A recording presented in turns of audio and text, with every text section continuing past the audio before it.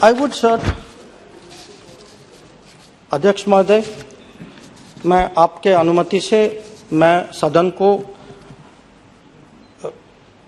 Operation Ganga के बारे में भी बताना चाहता हूं। कल इस पे काफ़ी विस्तार से चर्चा हुई और यह ठीक है कि हमारा परिप्रेक्ष्य, हमारा अनुभव जो है वो भी सदन जाने, और इसीलिए मुझे बहुत खुशी हुई कि जो 4 मंत्री जो वहाँ गए, जिनका डायरेक्ट हैंड्स ऑन वहाँ तजुर्बा था, वो कल सदन के सामने बोल पाए। अब ऑपरेशन गंगा के बारे में सबसे पहले मैं ये एक किस्म से एम्फसाइज करना चाहता हूँ कि हमारा सबसे पहला इवैक्यूएशन था।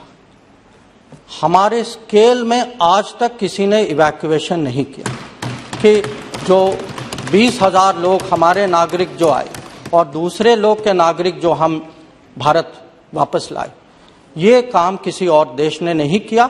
और मैं यह भी कह सकता हूँ कि जो बाकी विदेश मंत्री जिनसे मेरी बात होती है, वो तो कभी कभी यहाँ, स्पीकर सर, कुछ ही दिन पहले एक विदेश मंत्री आए, उन्होंने मुझे बहुत गर्व से कहा कि मैं 2 प्लेन यूक्रेन से लाया, और मेरे से पूछा आपके प्लेन कितने आए, और वो हैरान थे जब मैंने कहा कि 90 प्लेन आए। तो और यह भी है कि बाकी देश जो हैं वो हमारा जो उदाहरण देख के एक किस्म से हम उनको प्रोत्साहित करते हैं। उनको लगता है कि भारत कर रहा है तो हमें भी हमारे साइड से ऐसा कुछ करना चाहिए। कल एडवाइजरी की बात हुई और बहुत लोगों ने, इसमें यह स्वाभाविक है कि लोग कहें ऐसे क्राइसिस में कि आपने जल्दी किया या नहीं किया, या आपको किसी और तरीके से करना चाहिए था, या आपके शब्द के प्रयोग में कुछ कमी रह गई। मैं हाउस को समझाना चाहता हूं कि अगर हमारी एडवाइजरी का प्रभाव कुछ नहीं होता या लोग इसको सीरियसली नहीं लेते, तो 4,000 हमारे नागरिक उस समय कॉन्फ्लिक्ट के पहले क्यों निकले? वो इसीलिए निकले क्योंकि उनको समझ में आया कि एडवाइजरी का महत्व क्या था, कि हम हर रोज एडवाइजरी इशू नहीं करते। जब कोई किसी भी राजदूतावास का एडवाइजरी है कि जो नॉन एसेंशियल लोग जो हैं वो देश को छोड़ के घर वापस चले जाएं, तो लोग उसको मानते हैं। पर हाउस का पूछना कि सब लोग क्यों नहीं गए, ये भी स्वाभाविक है। और ये इसीलिए नहीं गए क्योंकि जब आप स्टूडेंट हैं, और एक ज़माने में हम सब स्टूडेंट थे, तो हम 20 साल के हैं, तो स्टूडेंट के मन में क्या होता है? स्टूडेंट सबसे पहले तो यूनिवर्सिटी से पूछते हैं, अपने दोस्तों से पूछते हैं, जो स्टूडेंट एडवाइज़र होते हैं, कंट्रैक्टर होते हैं, उनसे पूछते हैं, टेलीविज़न में देखते हैं, न्यूज़पेपर पढ़ते हैं।